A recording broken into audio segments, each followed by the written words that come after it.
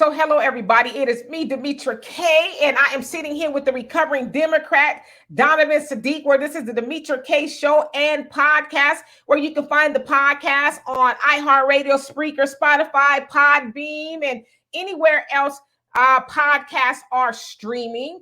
I'd also like to say the purpose of the Demetria K show is to promote Black love, knowledge, and understanding of all things that go on in the Black community to make us an even better people, because we are great people, but there's always room to improve. And today we're going to be talking about that of Cam Newton, who I guess I don't know a lot about football, but he played for the Carolina Panthers. But he went on a podcast called $1 Million Game. I'll figure it out, whatever it was. Forgive me, but it was a popular podcast. He went on and he dropped some jewels that kind of had people upset. Was it people or was it women? Well, it was a little of both, actually. So we're going to get into that in just a few. But anyway, before we do that, Donovan, what say you? All right, you guys. Hey, great to be on the podcast again. For you guys that are stuck in traffic, you have tuned in to one of the best podcasts out there while you are sitting in traffic. Not only are you just sitting there trying to get home, you're also getting some knowledge at the same time. Do us a favor when you get home, or even if you're on your phone right now, please like, share, subscribe, even become a member. Hey, it takes a lot to do these podcasts. And if you so feel, please feel free to donate to Cash App, PayPal, Venmo, whatever it is, Demetria's got it. So do us a favor and do that. And again, this is going to be a pretty good conversation, because you know what I'm figuring out, Demetria?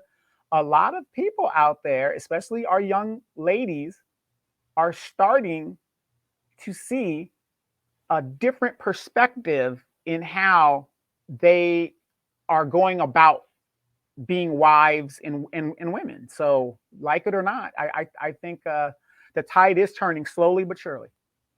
Well, all right now. So anyway, thank you for that, Donovan. All right. And so again, we do have a Venmo, PayPal, Cash App if you guys want to help with the channel. If not, become a member, all that. We would love and appreciate you, everything in between. All right. So let's get into it. The podcast that Cam Newton was on was called $1 Million. I know I was going to jack it up. $1 Million Worth of Game. It's kind of a long name for a podcast. But anyway, they have almost 1 million subscribers. $1 Million Worth of Game, where it's two brothers on there. And it seems like they have different guests come on there. So this particular day, they had Cam Newton came on here, and I want to just cite fair use before I put this up, because sometimes they be trying to demonetize you and all that, and I put it in black and white. Yeah, I put fair use. Yeah, really maybe try to throw off the algorithm. But this is part of the conversation that was had. It was about 1 hour and 22 minutes long, so I want you guys to check this out really quick. A perfect example of what a man was in my life by my father.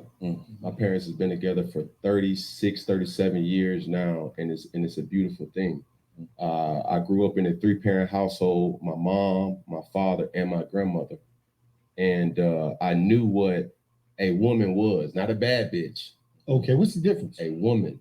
Okay. A bad bitch is a person who's just, girl, I'm a bad bitch, I'm doing this, I'm doing that.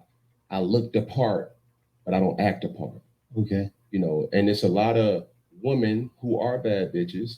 And I say bitches in a way, not to degrade a woman, but just to go off the aesthetic of what they deem is a boss chick. Now, a woman for me is handling your own, but knowing how to cater to a man's needs. Right. And I think a lot of times when you get that aesthetic of like, I'm a boss bitch, like I'm a this, I'm a that. No, baby, but you can't cook. Okay. You don't know when to be quiet. You don't know how to allow a man to lead.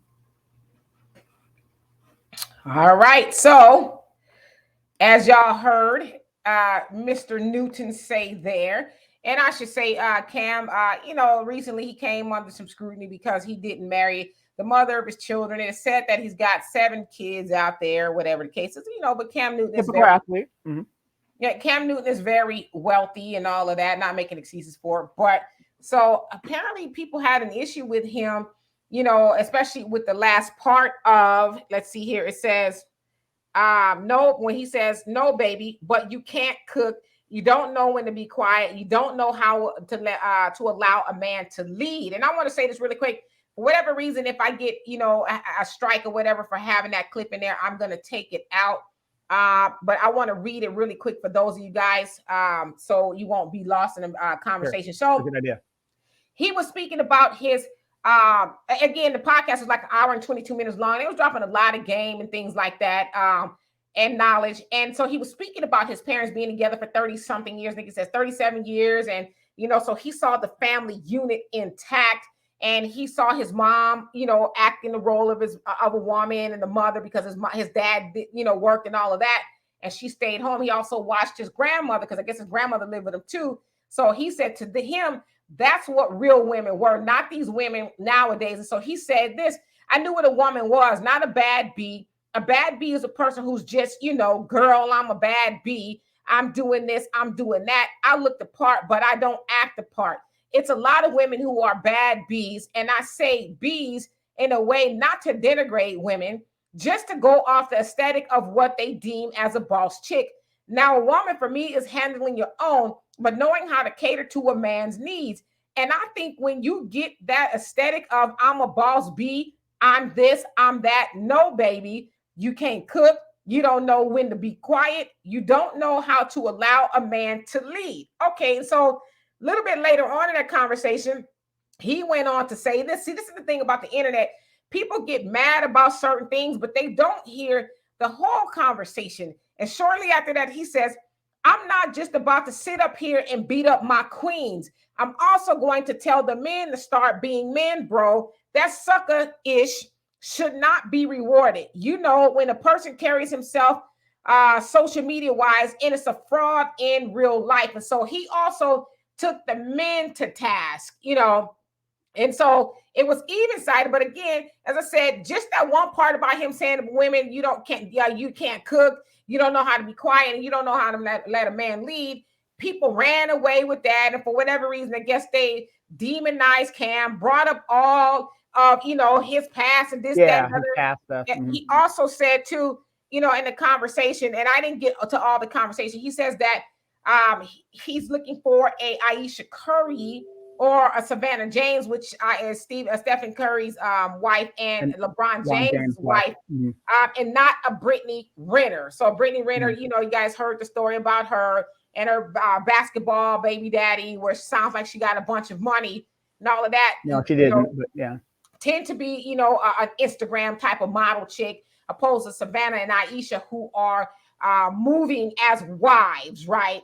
And so we're going to have that conversation. The funny thing that you bring them up, even though those mothers are moving as wives, they're also living as bad wife chicks. You see what I'm saying? What do you mean? They're going on the shopping sprees. They're taking care of the household. Those are some bad chicks because they're doing it all. They're mothers, they're wives, they're friends, they're lovers. They're doing it all. Because you a boss chick, saying that.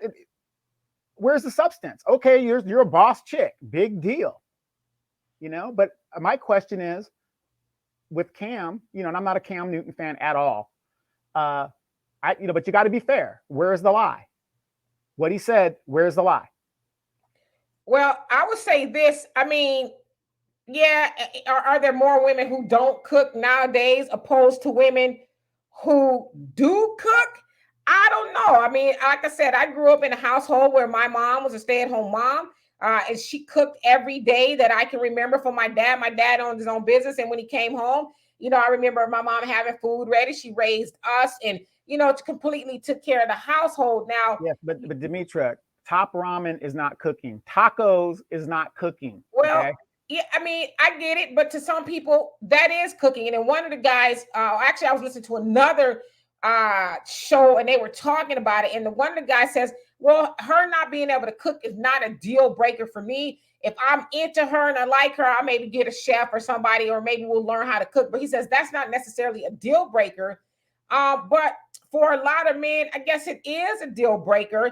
Now, we should probably clarify that back in my mom and dad's days when I was coming up, I'm 50, be 51 tomorrow, God willing. my mom was a stay-at-home mom, and she was able to be that because my dad worked. He brought in the money, and it made her able to, cook and do all the things that a man would want a woman to do. Keeping the man strong so he could keep the money coming in. That's what bad boss chicks do because they're running the house and taking care of the kids. Yeah, but he made it easier for her to be able to do that, but women nowadays, they don't really benefit, I should say, because times have changed. Yes, the economy, inflation, all that has played a role into it. Plus, people have acquired more things than they have back in the day. I remember when I was a child, we had one car, and my dad took it to work, and my mom used it when he came home and did all of her things. So we didn't need, two cars. We had a 2-bedroom house, one bathroom. It was 5 of us, and we were able to, do what we need to do. So I know things have changed. People have acquired a lot of things, this, that, and the other, and it requires the man and the woman to have to go to work. But the point that I'm bringing up is that we don't live in that time back in the 70s. We live in a time now where people are having, so for men to expect for their woman to go to work 40 hours a week or however, and then come home and completely cater to him, cook, and do everything else. It's like, well, you as the man of the house, you as the provider, you are not putting her in a position to be able to do that. So I think sometimes men are being unfair to women and saying, well, you need to go work and then come home and cater to me as well. Well, let me say this, because you bring up a great point. Okay, men always complain about how women who are modern women want a traditional man to provide for everything. And just like you said, you've got these men that want the woman to be traditional, but yet want her to work. You can't have it both ways, people. You just can't, because like you said, that is very unfair, very unrealistic. She's just as tired from working all day as a man would be. So what you need to do, well, I'm not the one to speak because I've been divorced twice, but I have very successful married friends. And you know what they work as? They work as partners. They work as partners to raise the kids. They work at this and that. If she makes it home, she might cook. Or if he makes it home, he might, he'll go ahead and cook. And they work together in a tangent, like it's supposed to be a team effort, especially in the modern day. But a lot of these younger kids have got it confused. They're modern in their minds, but because they were told about traditional values, they don't know how to equalize it. You know what I mean? And it's on both sides. It's on both sides. All these women talk about, I make my own money, I got my own car, I got all this, I got all that. But yet you still expect me to take you on shopping sprees and use my resources. And we're just dating. We're not even married yet. We're just dating. But a man's supposed to do all of that. Yes, you're right. But if I'm going to do all of that, I need you to do all of this. And that's where I think the disconnect is between men and women. And then, and really just to clarify what he says, you can't cook. So if we're dealing with the issue of you can't cook, well, yeah, there's a lot of women who ain't cooking like Big Mama and them used to cook, from scratch. There are a lot of, TV dinners going forward, but that's why I tell people to study history. I always talk about this documentary that I watch. It's a 4-part series. You can find it on YouTube called The Century of the Self, where they talk about how a lot of this was done by design. Back in the day, these big corporations, they sat and they brainstormed with that of Edward L. Bernays, who is considered the father of public relations. And they figured out how to get control of the household. And so they started with something as simple as the Betty Crocker cake. Now, you guys know that the concept of that is just add an egg in water or milk, whatever, and the rest is easy. Now, back then, they had a hard time convincing the housewife to do that because in her mind, she's like, there's no way I'm going to feed my family this genetically modified box cake, and I want to put the salt, the sugar, and I want to do it like my grandmama and all of them did, so many years ago. So eventually they had a campaign and they said, well, it'd make your life so much easier. Imagine all the things you can do, Betty, if all you have to do is crack the egg and make the cake. And so eventually that came to pass. And then they brought in the TV dinner. When it came to TVs, They got everybody to sit around the TV with the TV dinner. And guess what? Mom didn't have to spend hours in the kitchen making the roasted potatoes and, all of that. She could just pop it in the oven when, Johnny was on his way home and the kids popped the thing in the oven. And by the time they got ready, laid out the TV trays and they all sat in front of the TV. And the premise of that was to allow her, this is what they were, it's a psychological thing because Edward L. Bernays was also the nephew of Sigmund Freud. And so they got together and figured out how to get the consumer, the American people, to be more consumer minded. And so it was a science to that, to get the woman away from the kitchen as much. So I bring all of that to say that while women probably don't know how to cook like our grandmothers and our moms did, a lot of that was by design, which is why you have top ramen, TV dinners, and the inception of the microwave. So a lot of that was done by design, and the convenience came in, and women were just like, what do I need to slave over a stove? I don't even know how to slave over a stove, but I do know how to pop something in the microwave. So when we study history, then we know a little bit more about why things work the way they do. Yeah, and the wonders of the mind. It's a very deep thing, but I just want to segue this real quick. Remember when we were little? I don't know if you guys did this in your family, and it was a treat to get like popcorn. Your mom would get the skillet, and she put the grease in there, and then she put the corns in. And then you had to watch it because the corns would actually pop out as the grease got hot and stuff. And then they had like you said, the consumers and the corporations came out with you just shake it up and you warm it up, and that little thing popped up, that little silver bag popped up and stuff like that, the Jiffy Pop and all that other stuff. So yeah, there's a science to all of this, and there's a reason why they do it. So yeah, so and I still make popcorn that way. If I eat it, I put the grease in the pot and make popcorn. I like it better that way. But I say all that to say is when we say we make statements, I think we need to understand what they're actually rooted in. And again, I'm not saying that women should know, and men should know how to cook too, right?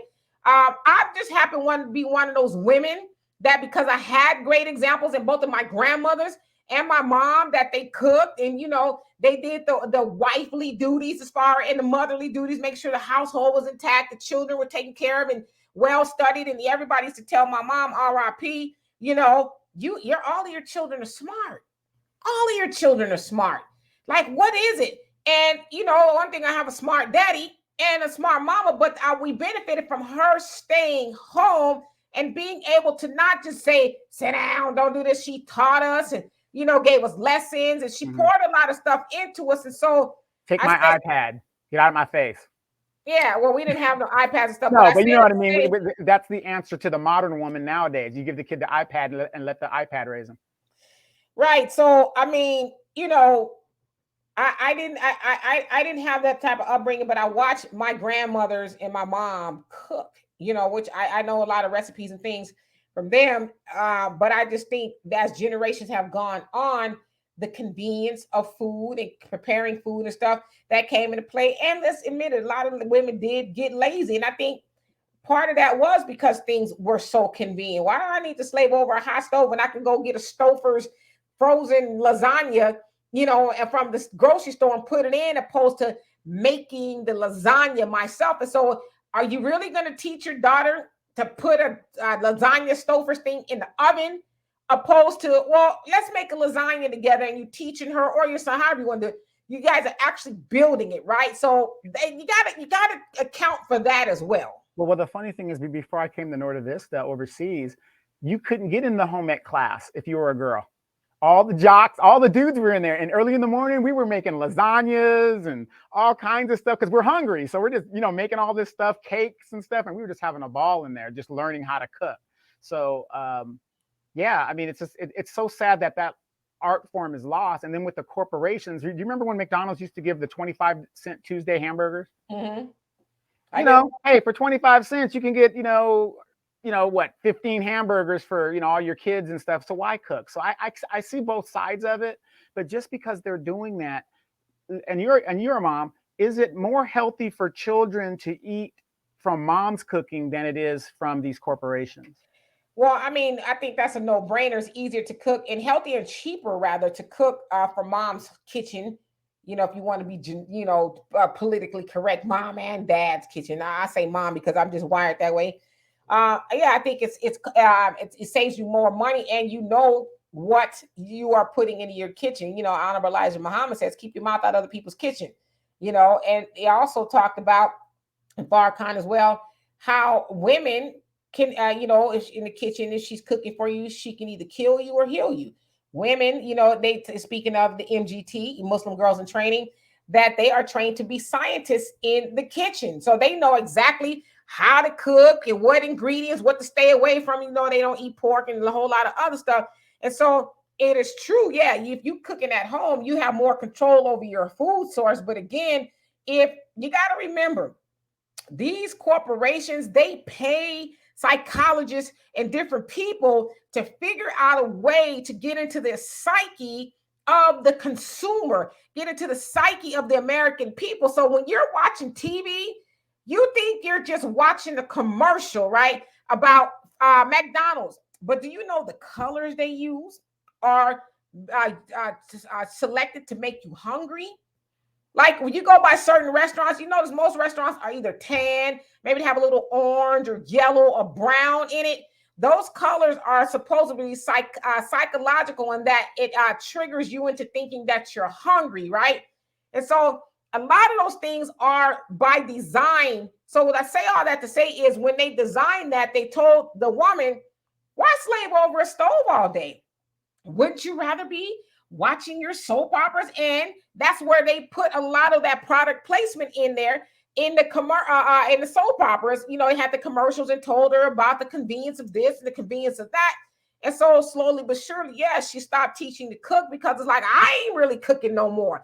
I'm throwing a lasagna in the oven, or now microwaving a pizza. And so she wasn't cooking as much. And so, yeah, she's probably not going to teach her daughters to do that. So that should be added into the equation. In addition to, yeah, some people have just gotten lazy. It's like, well, I'm going to teach you how to cook for. I don't know how to cook. Hell, I don't even know how to boil water. But I will say my daughter knows how to cook because she sat up under my mom and she watched me, and her dad is a chef. So that kind of helped her. So she knows. My daughter is a very good cook. If anybody's interested, just putting it out there. But let's go on to his next statement where he says, and you don't know how to be quiet. Now, I was having a conversation with a gentleman earlier, and he says, yeah, most men, he actually referenced Chris Rock, and where Chris Rock says, feed me and F me. You guys know what the F means. Feed me and F me and be quiet, right? And so it's like, I don't know if that's how most men think, but when I hear that, I've heard that statement quite a bit. So when I hear men say, oh, just feed me, F me, and I want you to be quiet, as I've said this before, it sounds like you want a blow-up doll. It sounds like you want a robot. Yes, sir? Oh, more tea, sir? Your dinner's ready? Okay, now I'm going to go back to the corner, and I'm going to be quiet. Old enough. Yeah. So it's like, now let's examine this, though, because I don't want to deduce it down to men are, conflating the issue when they say, I want you to be quiet. Let's examine that. So I'm going to ask you as a man, do you, in your opinion, feel like women talk too much? Yes. Why? Because a lot of what they're talking about our genetics, men are not interested in. We don't care about the shopping. We don't care about, there's just certain things that are just like unnecessary that we're not interested in. We don't care what an MK bag is. We don't care about this trip in Dubai that we know we can't afford, a car, all these things that put more pressure on us, especially as a Black man, to deal with. We don't care to hear any of that. Okay. Well, I guess I have to take you at your word. I've had a man or two tell me that I talk too much. And so I actually had this conversation with my father a couple of times, and he told me, which, my dad is very smart. He says, and I'm going to take him at his word because my dad is a man. He's been a man on this planet for a very long time. He says, there's a difference between nagging and holding you accountable. And he says the problem is a lot of these men don't realize when their woman is trying to hold them accountable. So he will try to deduce her down to you nagging, oh, you getting on my nerves. But he says a woman worth her weight is going to impose some demands on her man. And as a man, you should be able to spot the difference. Now, let's make an example of that. Okay, let's say you as a man, you got a woman and you come home a little late. Okay, she probably ain't going to say nothing the first time, but you keep coming home later and later and later. And she say, hey, don't you think you need to be coming up in here at a respectable hour? You might say, yeah, you're right. You keep coming in later and later and later. And then she says, well, I don't like you coming in late. What are you doing? I'm not doing anything. I'm just kind of hanging out with the guys. All right, I'll come in. And so you don't come in. And so she keeps bringing an issue. So then you will say, oh, well, she's nagging. You don't go to work. Oh, she's nagging me all the time. She nagging me. I think I should be able to stay out. And then you're going to deduce her down to nagging, but you're not going to ever compute that maybe she's holding me accountable, because it is not proper for me as, let's say you're a married man to stay out, after hours unaccounted for. Sealy, what suit should I wear? And I say that because if you've seen the color purple, it is a man's nature to have more than one woman or want to mate with all these different women and stuff like that. Now, when you get married in this country, you should just have one. But in other countries, it's as much as you can afford. So, yeah, I mean, these guys that use the excuse of nagging, that is the weakest excuse you can use in regards, because I found out when I was married and women that I've dated that if they keep telling me something, they're telling it to me for a reason. And for some reason, I'm not picking it up. So I'm thankful when a woman is trying to get my attention to something that I might not be aware of. So when a guy talks about she's nagging. Well, yeah, she told you she needed the grass cut because she's having a party with her girlfriends on Saturday. It is now Friday. Have you seen that episode of I Love Lucy where Ricky was supposed to cut the grass and Fred, and he kept sleeping on it. And then at the last minute, he waits till late at night or whatever during the nighttime, and they ran over the tulips by mistake and all that other stuff. That's a prime example of not listening and basically ignoring your spouse when you should be working as a team and listening to what she says. Because if this is the woman that you chose to have your children, this is a woman that you chose to be with, that's kind of like your wingman and your best friend. So would Demetria always says, your friend would never lead you to danger. And they shouldn't, but the other part of that is, when you say she's talking too much and then you go to your homeboys at work, you ain't going to tell them the whole story. You just want to go complain to him that, she's nagging me all the time. And it's like, nah, homie, tell the whole story. Tell that you coming in all times of night and you don't answer your phone and you unaccounted for. And I said, hey, honey, don't you think, staying out late is inappropriate as a married man? Even if you ain't married, you got a girlfriend. It's inappropriate for you to do that. But instead of saying, you know what? You're right. I shouldn't be doing that, even though I might just be out having drinks with the guys. You're right. It looks bad and I should come home and, and be respectable. Well, I got to find where those women are at, because most of the women that I date, if I say I'm going out, they start getting dressed saying me too. I mean, but that's a whole other conversation, to be honest with you. But I think too, the other thing is there are women who talk too much. Yeah. Let's go on that side of the wild side. There are women who talk too much, and there's this old article that came out of Good Housekeeping in the 1950s. And I honestly don't have a problem with it. I wish I could find it. Maybe I'll find it. But it basically says that when your man comes home from work, and that course is in 1950, so women really didn't work like that. They was a housewife. Right. It says, ladies, when your man come home, don't bombard him with all the troubles of the day. Don't tell him about start off complaining about this and that, and the oven is not working and all that. Let him come in, have a seat, get his favorite slippers and a newspaper and something cool to drink, and keep the kids at bay for a minute to give him time to decompress, right?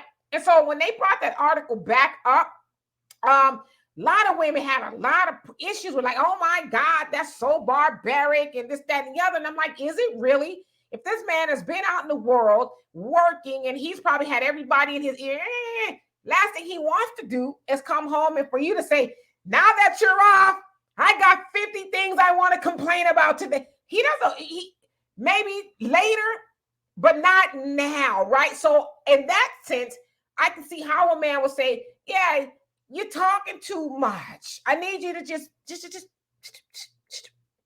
I love you, honey. But let me go on to sit down for a minute, get the day off of me, and then I can give you the attention you need, right? Don't make it. And I think too, a lot of times when women talk too much, they make it about them. You don't understand what I'm going through. Right. You don't understand what I'm trying to say to you. You just need to listen. It's like, I want to listen to you, but can I decompress for just a minute? Right. You know, and that's a good point, because I remember in my military career, after flying airplanes all day or dealing with the white man all day in an organization that is set up like slavery, I would literally have to tell my spouse, you know, when I was married twice, that, hey, when I come home, I need like an hour just to, you know, get out of the military regimen and get right in my right mind and stuff. And sometimes they would fall off, but in most cases, they really did like follow up with that, which is really good. And I know she's been with the kid all day. You know, we just had a little son or whatever. But like, I know you just give me one more hour because I just pulled up. I've been flying all day. I'm stressed out. You know, I don't, you know, you don't know if I basically looped the plane and almost killed myself that day or whatever was going on. And in most cases, if you communicate to your spouse, they kind of do listen to that. But then after that, ladies, after that hour, yeah, go to him. You know, by then he's 8. You know, he's drained. He's taken off his uniform. He's taken off he got his, you know, slippers, and he's kind of comfortable and stuff. He's putting on the game. And now you come to him and say, hey, yeah, this is what I did today, and the kids are doing this, and you know, that's the time to do it. But you know, in the modern age, with everybody working, I get it, ladies. It is so hard to be a woman and have to do all of those different hats. You know, my mom, well, not my mom, but I remember women saying this. Why is it that a woman, even if she caught a cold and she's sick, she's taking care of everybody in the family? A man gets one damn sniffle, it's a wrap. We ain't doing jack. Exactly. You know, and so, I mean, I am one of those women, you can ask anybody I've been with, that if you come home, there's food on the table. You ain't looking in the refrigerator like, damn, nothing. Like, I don't want my man to starve. I don't want my man to be out in the world working all day and he come home and know his stomach is growling. You know, I don't want him to come home and there's nothing to eat. He gonna, I'm cooking from scratch. I'm building the gravy. I'm boiling the potatoes so he can have mashed potatoes and gravy with his roast and all of that, right? It ain't no box, nothing coming out, no cabinets and no microwave, none of that, right? Yeah. Big note. Remember when we were in Costa Rica and you started burning down the kitchen for the breakfast? I wasn't burning down the kitchen, but you know, I mean, it looked like it was like at a restaurant. It was like, you know, the fruits were cut and everything, and I mean, she did it up pretty well. And I know how to do that. And the other thing is, it's saving money. Like, we're not finna be eating out, and when we travel, shit, that stuff is expensive. It's like, nah, let's go to the grocery store so we can make something, you know, at least we can, as we start out, we can have breakfast, you know, and that's something we don't have to pay for. But that's what a good woman in any situation does. You know, she tries to figure out how to make the money go farther, right? We on vacation. You got it. You can go to that. I expect to be eating all the time when we go out there. We got no restaurants. but you know, the funny thing, when we, you know, whenever we travel though, Demetria, we do hit some restaurants. We really do. When we were in Africa, hit some cafes and restaurants, and we did the whole gamut. But well, you know, we didn't do it every day, but just to, you know, we hit where we hit. Like if we did breakfast this way, then we might not do it the next day, and then we do the lunch or something like that. So it's just so sad that you have people that they just have to spend their money everywhere they go, and then they get back home, and then now it's like, oh man, I got to work some extra overtime because I got to, you know, the bill is coming in from the. Yeah, I mean, you got to be economical, but you know, like I said, I mean, I'm the type of woman, he come home, you ready to eat? Hey, yeah, I'm ready to eat. Or give me a couple of minutes. Okay, just let me know when you're ready. Then, you know, we go in the room, decompress, maybe watch some TV or whatever. I don't be on this bumper or ride all up under him. Hey, what you doing? What happened today? Let me tell you. See, what's sad? What's sad is modern men, even the guys in my age range, we're not used to that. Once we left mama, to find a woman in our age range, even if they're younger, that can do all of that, that's a diamond in the rough because they don't exist anymore. That's a unicorn. I mean, and you say it's a unicorn, but I actually know women who do that. I would just say this and put this out there. It's just a lot of men, like you said, they can't appreciate that. They looking for other stuff instead of saying, damn, you mean to tell, like taking an inventory. You mean to, and you speaking to yourself, you mean to tell me you got a woman that can cook and she ain't cooking you something you don't like. She asking you every time she go to the grocery store for the week, baby, what you want to eat this week? Okay, you want to eat? I got you. When you mean to tell me too, when I come home, the food is ready. I'm not sitting up talking about damn, is she gonna cook? It's ready when I want it.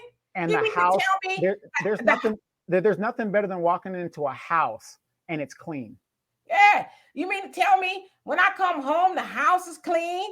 It ain't all disheveled, it's clothes on. You mean to tell me that my work clothes are ready to go and I don't even know how to use the washer or dryer? I can't tell you when I wash the dish. I don't even know how to use this stove. That's a keeper. That is a keeper. Looking for stuff all everywhere else, but what I got? That's a keeper. That is a keeper. I mean, if I could find, and I know the women are out there, but and I'm not trying to stereotype Demetria at all, but because men did not appreciate that woman that does all those things, she brings, and not all of you ladies, but sometimes they bring that into the next relationship and then they hold back what is that something that they're naturally to do. And so the next guy suffers. And it's so sad because you see some women that were like, hey, I did all of this and this guy didn't appreciate it, so I'm not going to do that ever again. You know what I mean? So you know what? I'm one of those people like the hell, y'all. I'm going to do that again. You know why? Because that's just who I am by nature, right? And I don't want to create a caustic environment that I'm in with a man that I am taking things, from past relationships. Like, nah, I ain't gonna cook for you. I ain't doing your clothes. I ain't gonna make sure this house is, nice and congruent. And I'm nice to you. I'm responsible with the money. I'm not gonna do that here because somebody else didn't appreciate it. Nah, boo boo. What I'm gonna do is I'm gonna learn from that last relationship and I'm gonna improve on myself. So that way, when I get with the next man, he's gonna say, "Oh, okay, that buster or whoever it was did not appreciate you, but I got you. But I'm not going to change. I'm a good person is going to be a good person regardless of who they with." And I want to tell that to ladies and men because men get burnt too. Don't let somebody who did not appreciate you change you, right? It's that person wasn't able to appreciate and receive you, but don't let them change you. Don't let them be somebody you're not. Don't turn into that, oh, I'm a bad B. Oh, I'm a F boy because that person didn't appreciate me. No, you be a good person because good people, I don't care what you say. For those of y'all who follow the Bible says the righteous shall not be forsaken. And if you are truly a good person, you are going to win in the end. Don't allow people who didn't appreciate you to change you. So, you're educated. You're all right looking, I guess. To cook, do all that good stuff. And, and that's the sad thing.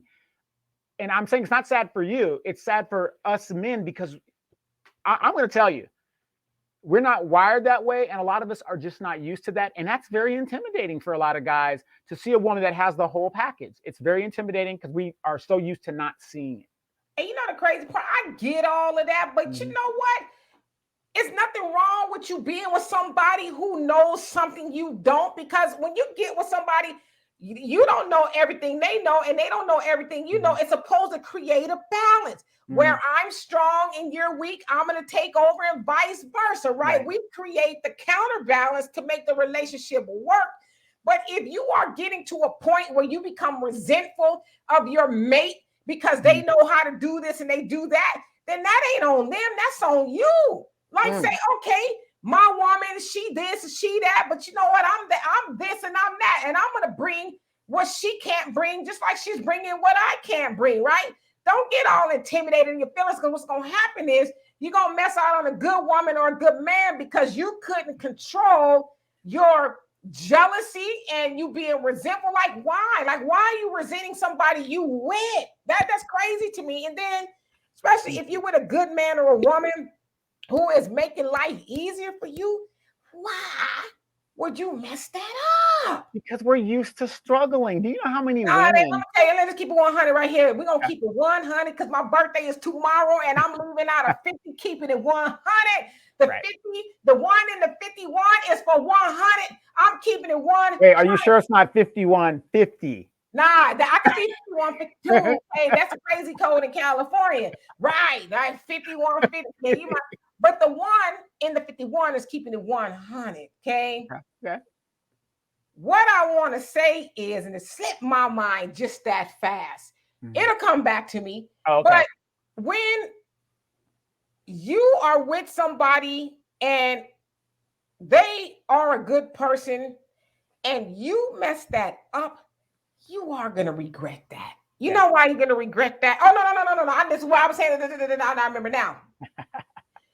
A lot of people mess up the good thing that they got because they looking at that over there thinking that is a good thing because that person is making them feel all fluffy and warm and she's stroking your no substance ego. to it. She's telling you how cute you are and I don't like her and why you with her and all, and then she blowing your dumb ass head up and then you fall for the okie doke and then you mess around and leave your good woman and then where that woman that was gassing your head up? Where's that woman? Was she doing any of the things that the woman you was with was doing? Was she making your life easier or was you getting all warm and tingly down where below your belt? And a lot of dudes fall for that. And that's a lot of the men's downfall because we don't look for the substance. We look at the ulterior, that old saying, don't judge a book by its cover.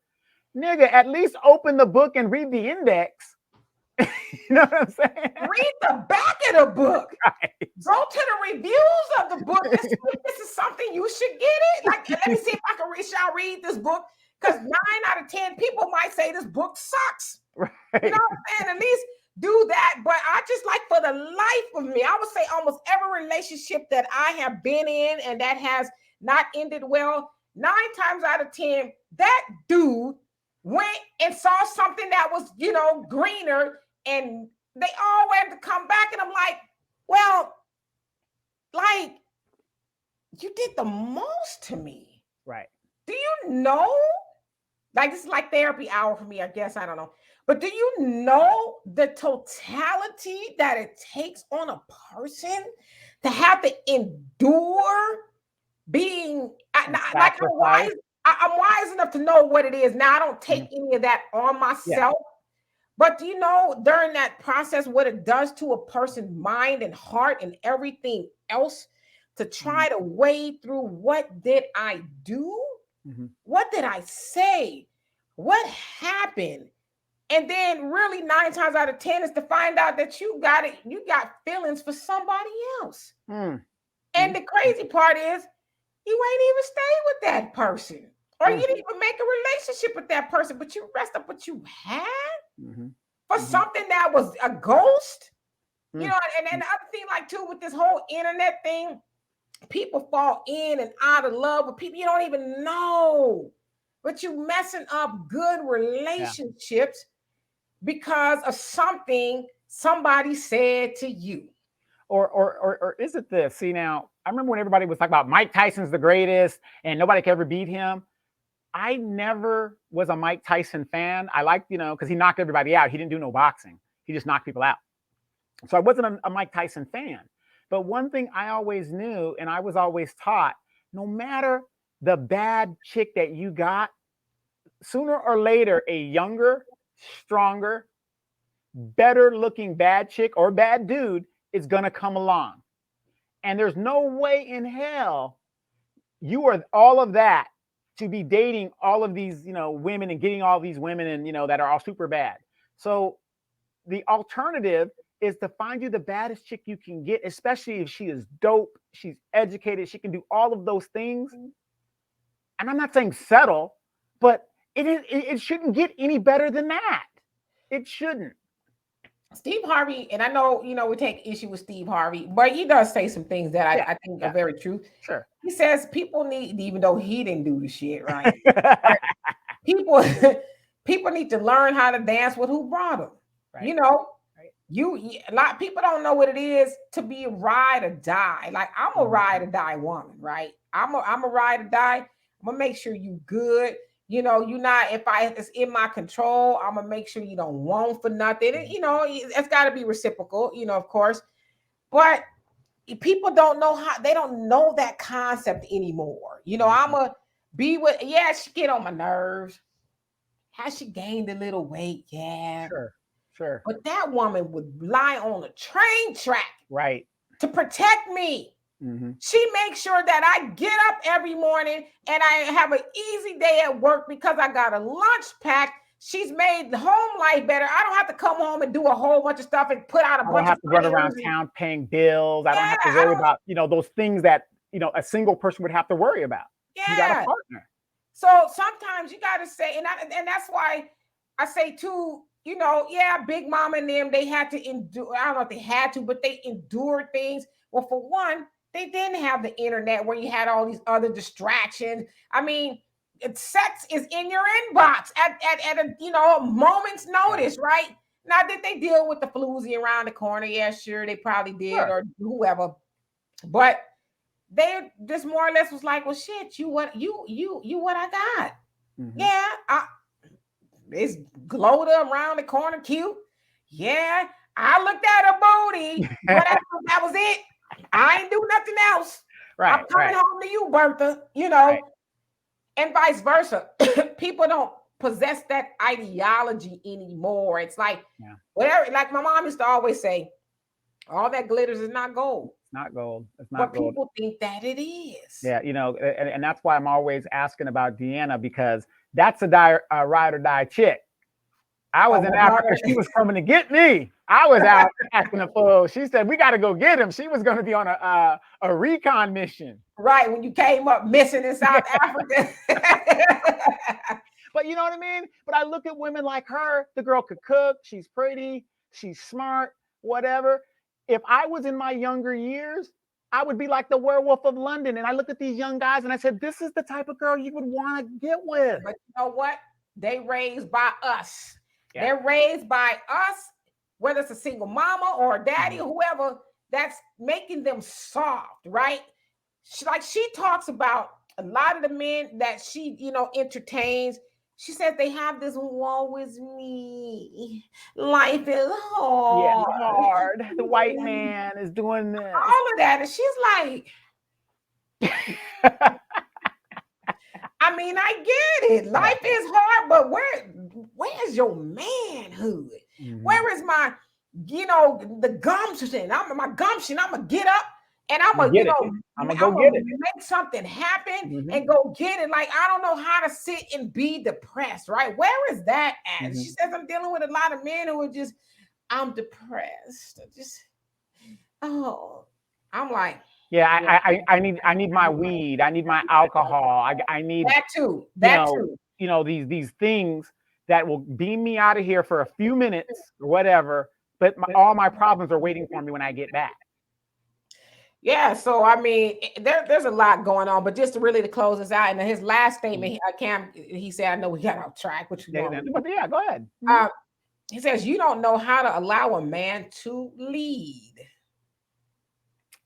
Yes, and that's true, because a lot of women, and you've said it and I've said it, where are these fathers and men who told you guys to leave your children alone and abandoned and not support them? So how can you lead if you don't even want to take leadership? And that's to the men. Yeah, and then that's true. A lot of women don't allow a man to lead. She's probably had a tough ass mama and a tough ass grandmama who I ain't gonna let no man do nothing for me. I'm an independent. I'm a boss chick. I'm so she probably learned that, and I'm gonna usurp the man. I'm wearing the pants. He ain't gonna tell me what to do. So there's a lot of women out there like that. Right. And it's not right. And a man worth his weight is not gonna be with no woman acting like that. But like I had an alpha female woman with my youngest son, right? But she wasn't like all that. But she was like, hey, I want to do it. I want to do this. I want to. She was very strong about what she wanted to do, and I had to let her know as a man, okay, that's good and great, but you're not going to assert me. And I stood my ground with her, and then there was a mutual respect. Hey, okay, I respect your boundaries. Here are my boundaries. Let's not cross each other. Let's play our roles and let's not cross each other. So when a guy is intimidated by a woman that's like you said, you don't let no woman stop you from being a father to your children. Exactly. And leading your children, even if you're leading from two different households. Like, you're absolutely right about that. Yeah, I mean, and I would say for Black women, it is hard sometimes to let men lead. And I'm not saying it's all y'all fault. Y'all got your own set of circumstances. Mm-hmm. But I think in a lot of cases, Black women are like, damn, if I'm not tough and take the lead, then the household might go belly up, Mm-hmm. And so it's almost like a defense mechanism. So it's not like, well, I don't necessarily like you, so I don't want you to lead. It's almost like, well, I've kind of just been used to being in the driver's seat to make sure that it doesn't go off track. And a lot of times, women will get with a man who thought he was a leader and didn't do a good job. And so from that point, maybe she has trust issues and she's like, hey, you cute, baby, and you saying all the right things. However, I'm going to be in this driver's seat. I need you to ride shotgun. Right. But again, a man worth his weight is not going to, not saying man worth his weight, a man who was a true leader is not going to allow a woman to wear the pants and he's going to step up to the challenge. Right. He's going to step up to that challenge. Period. Regardless. Now, and it's amazing to me because you hear these women, they have no problem with old boy going out there and get it by any means necessary. He's selling drugs. He's doing this. He's doing that. But what I'm hearing from these younger modern girls now is a dude that doesn't want to do that route. He wants to go work a square job at a 9-to-5 in Lowe's and get it and go to college and do it. It takes a little longer to get there. They don't want those guys. They don't want those guys. Yeah, I was actually having a conversation with my daughter today. It's like, sometimes you have to look at the guys that are around you because you might pass up a good man by looking for, not that she was saying that's what she was doing, but you might pass up a good man looking for that man who was this and that. I will not waver. He needs to be 6 feet and this and 6 that. figures and, you probably going to be die alone or be very old and you settle for, whoever's at the Legions Club, the veterans, at the Elks Lodge, right. The Metro reunion evenings. Let me squeeze into this girl and see if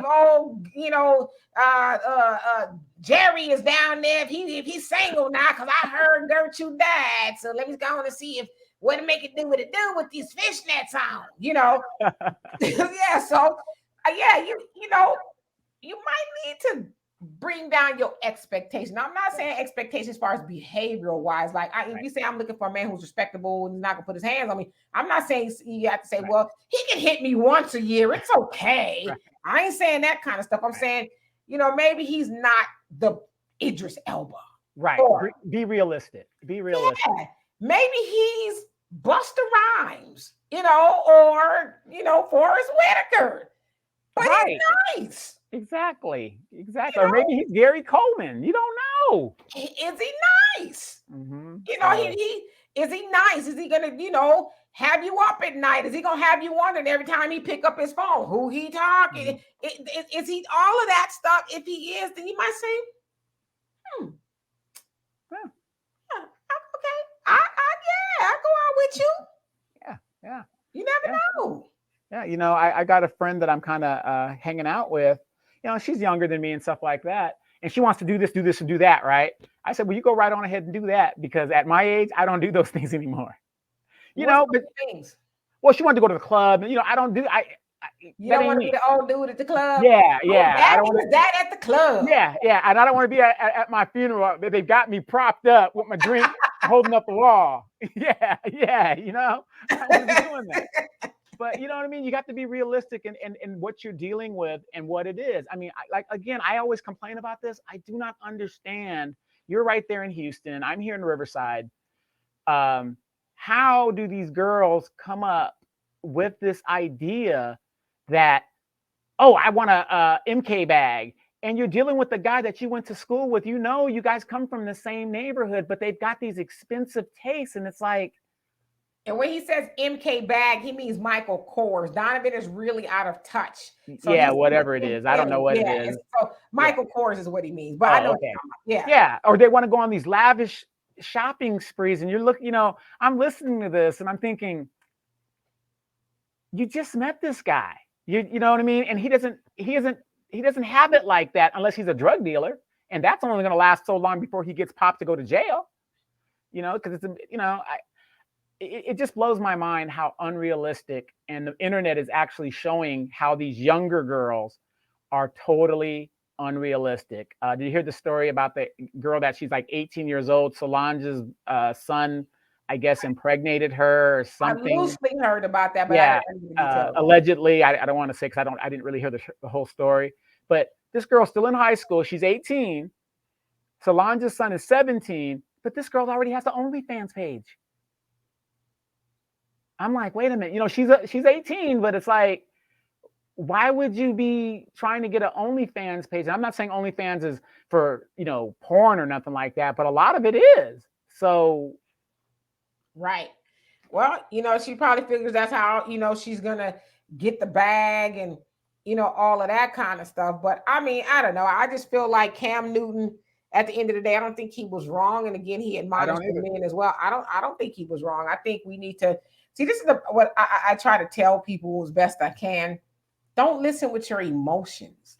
Listen with your logic. Because when you listen emotionally, you're like, well, I just think he was wrong. And, I feel. Mm-hmm. But it's like, okay, remove your emotions out the way. Now bring logic into it. And let's, like we did, break it down. Right. Let's have a conversation to see if you are valid for disagreeing. You can disagree whatever you want, but is it valid? Are you just going off of some sound bites and emotions of, oh, well, who is he to say that we talk too much? And who is he to say we can't cook? I can boil a hot dog. Break it down logically like we did. And I think if we start to do that, especially as men and women, we'll start having better conversations. We'll start saying, okay, yeah, you know what? You were able to change my mind because I didn't think about it like that. I felt about it like that. Exactly. I can't argue your feelings. I can't argue your emotions, but we can argue or converse about logic. Right. Critically thinking. Real quick, tomorrow's your birthday. What do you got planned? Are you popping bottles at the local shishi club? What's going on? I will be here for Wealth Wednesdays with Walter. Okay. And we're going to talk about getting to the bag. Okay. All right. Because birthdays don't matter if you're broke. I mean, are you breaking out the cat suit or, what's going to be happening? No. It's funny because I was having this conversation with my daughter, and anybody knows me knows I'm weird. And some people get offended. Like when I say I'm not really celebrating my birthday, I don't want to deduce it down to it's another day. I'm grateful that I made it another year. And I was telling my daughter, I said, for me, I wake up grateful every day. I say, thank you, Lord, for waking me up. And so I cherish the small things. Mm-hmm. So I'm grateful to be turning 51 because I know there's a lot of people in our age that didn't see 51. Right. Didn't make but it. I said, right now, as I told y'all, I'm going back to vegan. As of tomorrow, I decided to take my birthday to go back to vegan. I took a year off, and so I'm going to go back. But I said, now my goal is to outlive my grandmothers and my mom. My mom passed at 67 years old. My grandmother on my dad's side passed at 67, and my grandmother on my mom's side passed at 77. And so in the larger scheme of things, they were babies, right? They were babies. My mom passed of cancer. My dad's mom passed of a heart attack. Mm-hmm. And my grandmother on my mom's side, she had a whole lot of issues, low blood pressure and just a lot of issues that really just, helped her demise. And so I say all of that to say is I'm going to spend the rest of my life trying to be here for a long time. I don't want to just be here hanging on by a string. My daughter is to be 30 at the end of the year. I don't have any grandkids yet, but when and if she decides to do that, I want to be a good grandma to where I can run and jump and play. I don't want to be feeble. I want to be able to do all of those things with them. I mean, I want them to remember me as grandma. Damn, she had a lot of energy. She made us tired, you know. Yeah. So, you know, the funny thing you say that in my family, my grandmother died when she was like in her early 60s, I believe, or maybe late 50s, early 60s. And all the grandkids behind my brother and I, you know, the oldest ones, we remember her walking and kicking ass and doing all kinds of stuff, where the other ones, they just remember her being very sick. Right. So that's the goal, you know. And so I'm not one of those people like, oh, it's my birthday month and my birthday year. Got one day. I'm appreciative, and I'm going to continue being appreciative. I'm thankful for my parents for giving me life. Thankful for the God for choosing me to be here. So those things are important to me. You know, like my daughter's like, well, I'm going to buy you something tomorrow. I said, don't buy me nothing if it's going to cause you to go into debt. Don't buy me something out of something you need. I said, I'm not putting that demand on nobody. Right. But you know, but pull the Tesla up, because we know you got it. I'm just saying, you know, I say happy birthday to me, and we can keep pushing. So, exactly. If you want to send the cash app, I ain't gonna send it back. But I'm just saying, you know. So anyway, y'all, that is our show. We love and appreciate y'all for being here on this Tuesday, this podcast. And so you guys give us your opinion in the comment section. I do occasionally go to the comment section and like or love, or, you know, you leave a comment or whatever. But yeah, so thank you so much. Please like and share and become a member and all of that. We love and appreciate you. But most definitely stay tuned for Wealth Wednesdays with Walter, where he is going to be dropping knowledge on financial issues that we need to learn about, so that we can not only be healthy in body, but we can be health in far as well. So anyway, y'all, we will see y'all later, and peace.